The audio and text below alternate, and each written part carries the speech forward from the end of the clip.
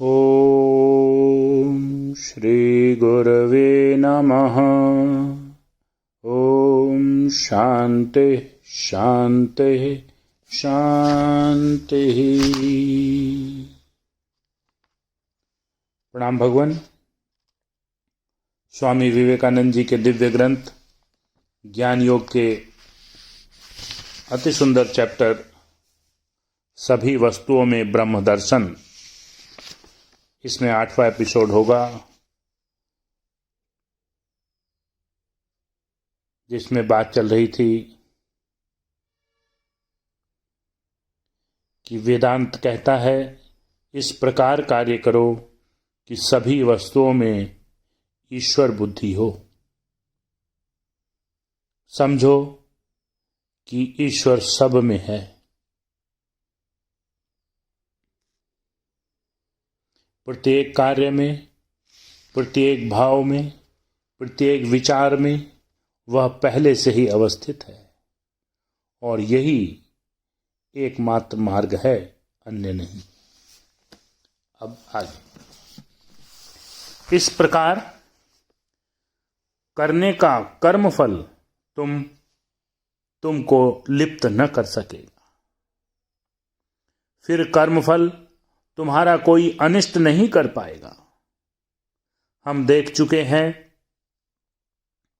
कि हम जो कुछ कष्ट दुख भोगते हैं उसका कारण है ये सब व्यर्थ की वासनाएं। परंतु जब ये वासनाएं ईश्वर बुद्धि के द्वारा पवित्र भाव धारण कर लेती हैं, ईश्वर रूप हो जाती हैं, तब उनके आने पर भी फिर कोई अनिष्ट नहीं होता। उन्होंने इस रहस्य को नहीं जाना है।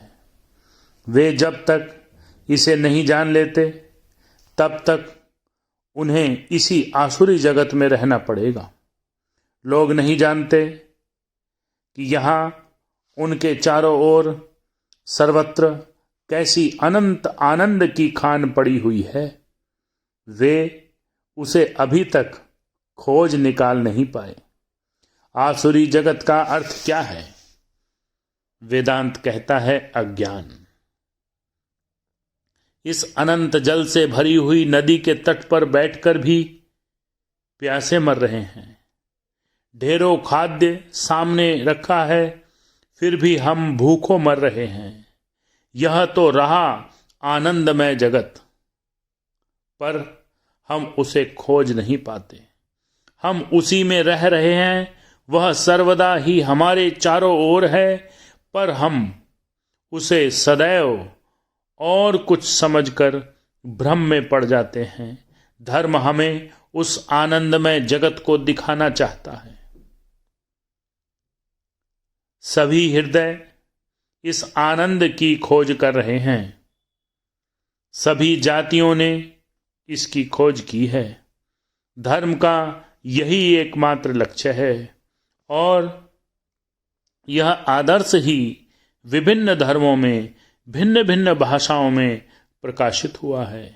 भिन्न भिन्न धर्मों में जो मतभेद है वे सब केवल बोलने के दांव पेच भर हैं। वास्तव में वे कुछ भी नहीं हैं। एक व्यक्ति एक भाव को और एक प्रकार से प्रकट करता है, दूसरा दूसरे प्रकार से। एक जो कुछ कहता है, दूसरा भी दूसरी भाषा में शायद वही बात कहता है। इस संबंध में अब और भी प्रश्न उठते हैं।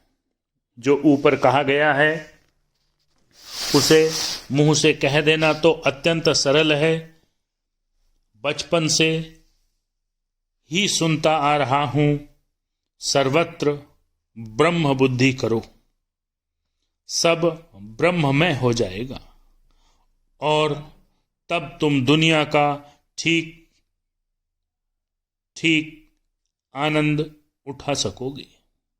पर ज्यों ही हम संसार क्षेत्र में उतरकर कुछ धक्के खाते हैं, त्यों ही हमारी सारी ब्रह्म बुद्धि उड़ जाती है।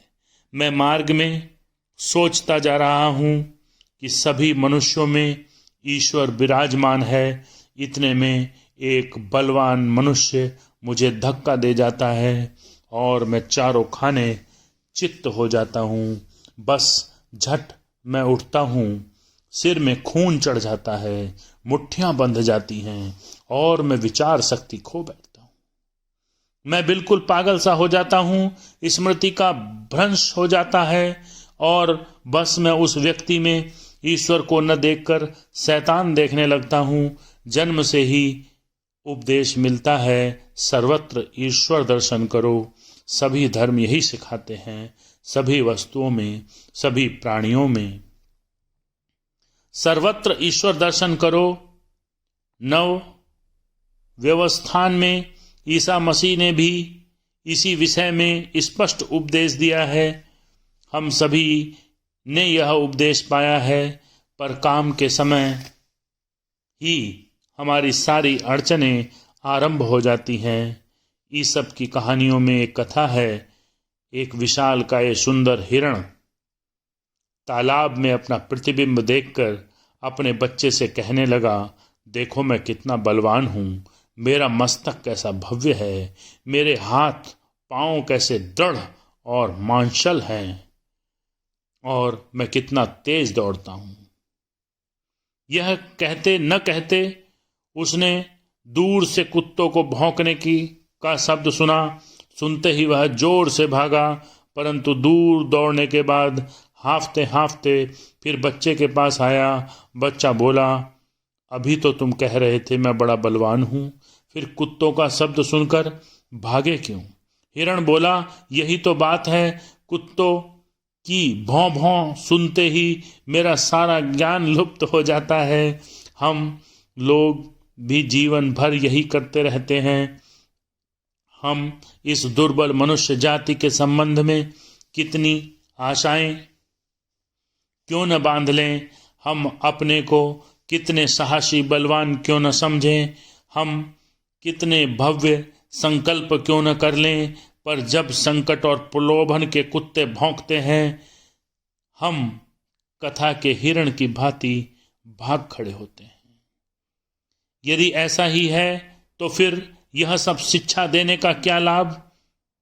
नहीं, अत्यधिक लाभ है।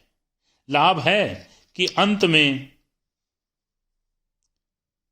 अध्यवसाय की ही जय होगी। एक ही दिन में कुछ नहीं हो सकता। आत्मा वारे द्रष्टव्यो, श्रोतव्यो, मंतव्यो, निधिध्यासितव्यो। आत्मा के संबंध में पहले सुनना होगा, फिर मनन करना होगा, अर्थात चिंतन करना होगा और फिर लगातार ध्यान करना होगा। ओम शांति शांति शांति।